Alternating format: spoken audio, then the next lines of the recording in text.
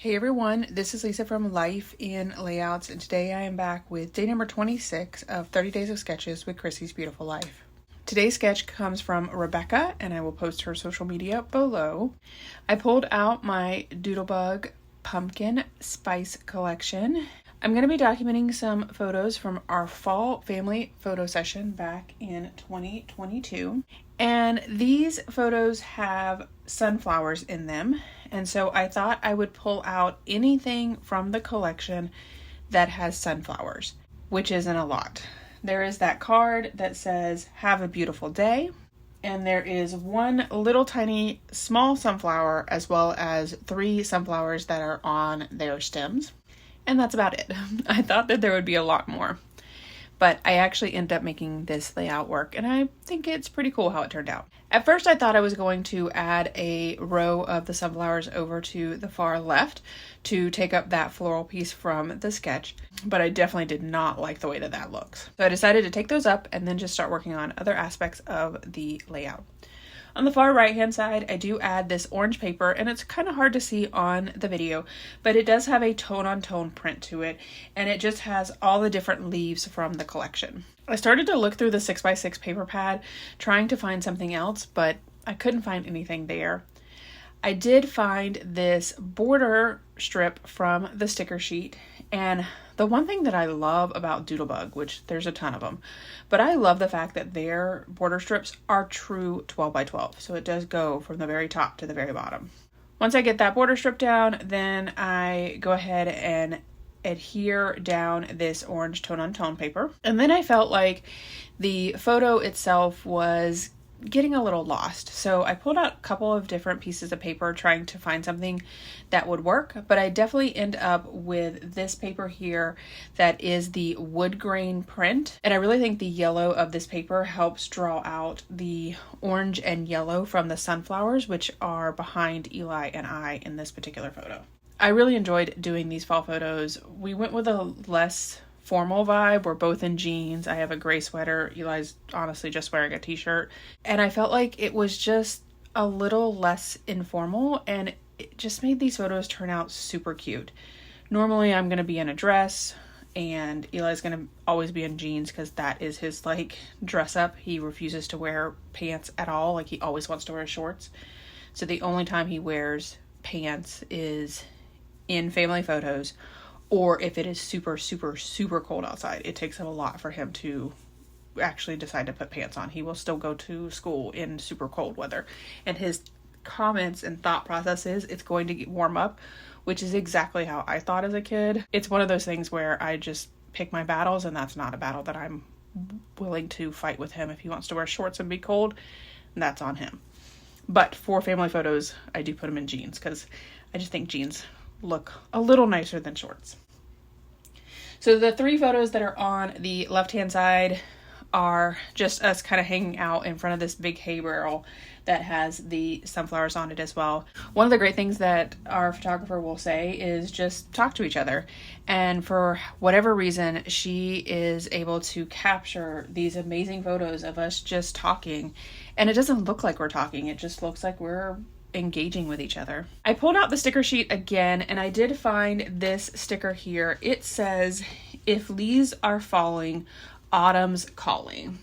And I felt like by adding that little circle piece, it brought in the sunflowers because it does have a sunflower vibe to it with the scallop circle, but it also brings in a title that I can use on the layout. I felt like I was missing something, so I did decide to pull out this green paper here, and I used my border punch to cut out a border, and I'm going to add that right next to the photos on the left hand side of the layout, and then adding that circle back above it. I decided to pull out the 3 sunflowers that I had previously thought I would use, and I just added them to the bottom of the layout. I also added 2 little mushrooms in between the sunflowers just to take up some of that space. There are 2 sunflowers that have their eyes open, and there's 1 sunflower that has his eyes closed. So I made sure that he was in the middle, and he's also a little bit bigger than the other 2 sunflowers. As I'm getting these sunflowers down, I do want to encourage you guys to check out the playlist listed below to see how everyone else interpreted this sketch. And we're getting close to the end. I can't believe we have 26 sketches that we have already completed. It just blows my mind. So once I got the sunflowers down on the left, I started to work on the photo on the right.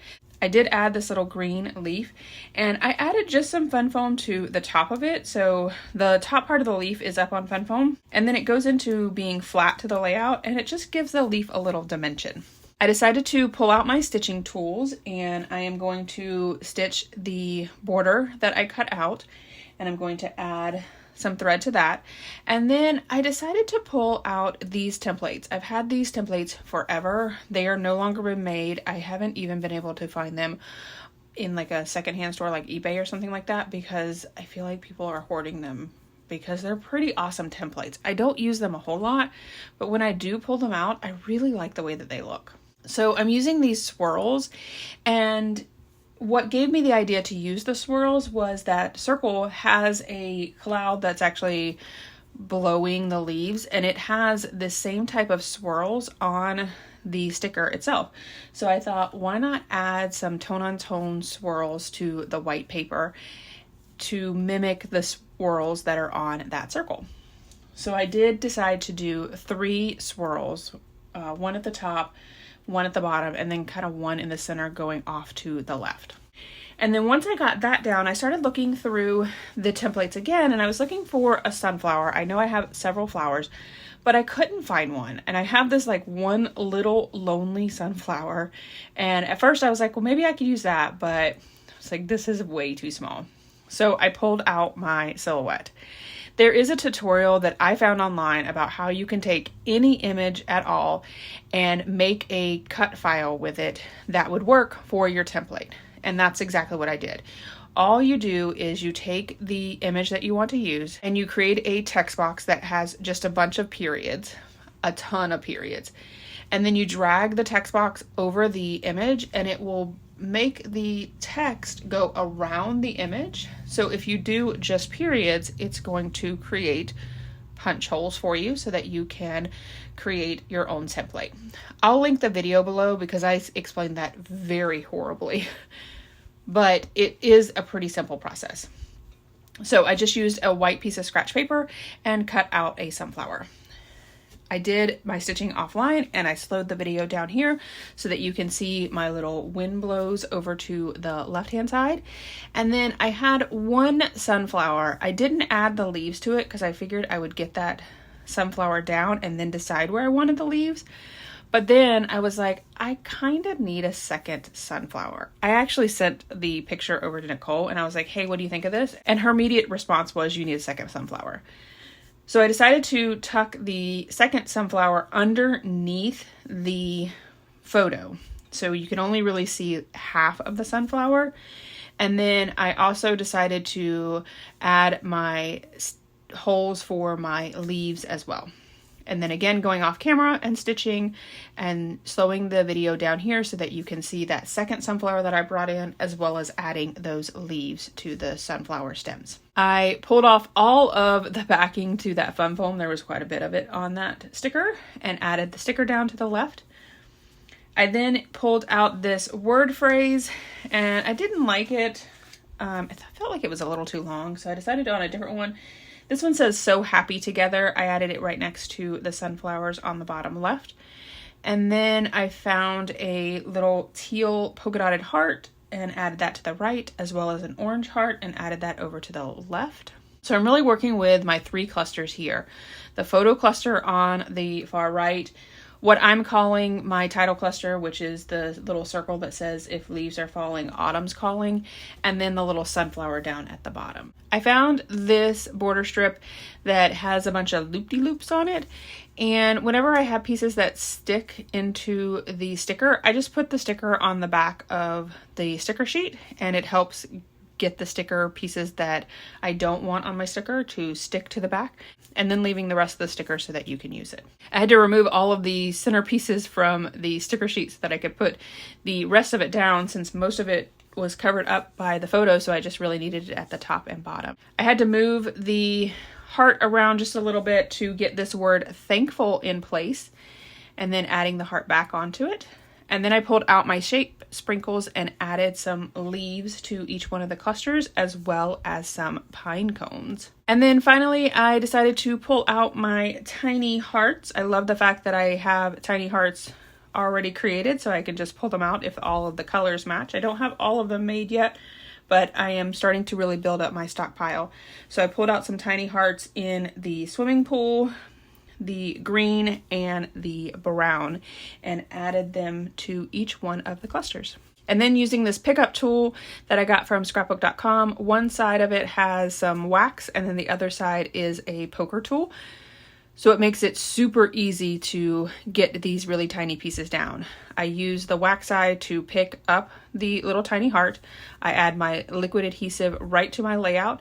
I lay my tiny heart back down, and then I use the poker tool to move it around so that I can put it exactly where I want it. And then that is it for this video. Here is my final layout as well as some close-ups. I hope you check out the playlist below so that you can see everyone else's interpretation of this sketch. If you enjoyed this video, if you wouldn't mind giving me a thumbs up, I'd really appreciate it. If you haven't done so already and you want to see more double page layout inspiration, make sure you hit that subscribe button. Thanks everyone for watching, and I hope that you have a scrappy day.